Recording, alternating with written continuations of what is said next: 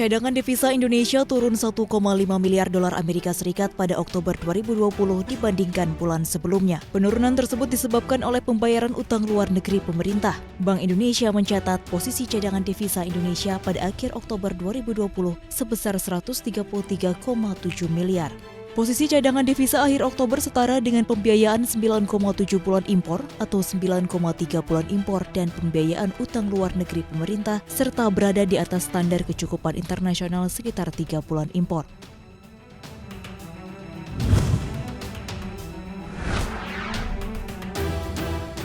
Kementerian Keuangan memastikan gaji pegawai negeri sipil (PNS) di seluruh Indonesia tidak akan naik di tahun 2021 atau masih tetap sama seperti tahun ini. Direktur Jenderal Anggaran Askolani menyebut meski tak ada kenaikan gaji bagi PNS, pihaknya berencana untuk mengubah kebijakan penggajian melalui pemberian tunjangan hari raya, THR, dan gaji ke-13 secara penuh di tahun depan tanpa adanya potongan tunjangan kinerja seperti yang telah dilakukan pada tahun ini. Pemotongan tunjangan kinerja pada tahun 2020 disebabkan fokus pemerintah untuk membantu masyarakat dan dunia usaha dalam program pemulihan ekonomi nasional. Askolani menambahkan anggaran THR dan gaji ke-13 untuk tahun depan telah dimasukkan dalam anggaran pendapatan dan belanja negara APBN 2021.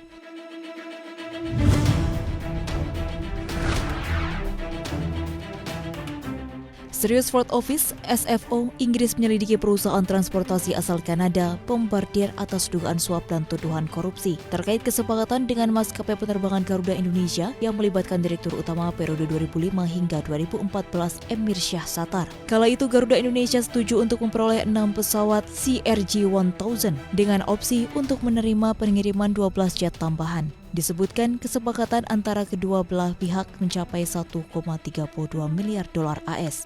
Merespon kasus korupsi di maskapai plat merah diselidiki kembali oleh Kantor Tindak Penipuan Inggris, Menteri BUMN Erick Thohir mengaku akan bersikap kooperatif. Kementerian BUMN akan berkoordinasi dengan sejumlah pemangku kepentingan dalam kasus Garuda Indonesia.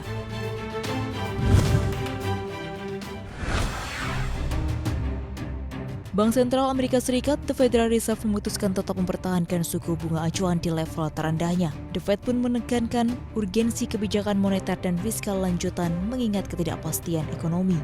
Suku bunga acuan tetap di 0 hingga 0,25% seiring dengan mulai pulihnya ekonomi namun belum sesuai ekspektasi. Gubernur The Fed Jerome Powell menyatakan pihaknya masih bisa mengeluarkan kebijakan dalam membantu pemulihan ekonomi negeri pemansam. Pernyataan resmi The Fed turut menekankan pada pertumbuhan dan angka pengangguran yang masih akan menghadapi tantangan. Pasar tidak terlalu reaktif atas keputusan The Fed kali ini karena dolar tetap berada di level terendah dan Wall Street masih sumringah.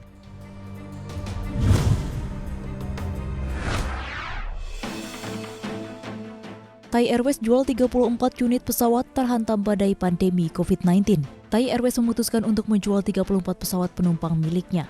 Maskapai plat merah Thailand ini juga berharap bisa menemukan pembeli paling lambat 13 November.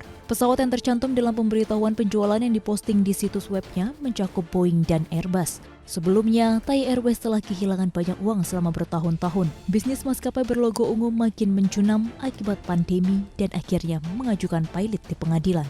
Pengadilan Thailand menyetujui rencana rehabilitasi bisnis di 2020.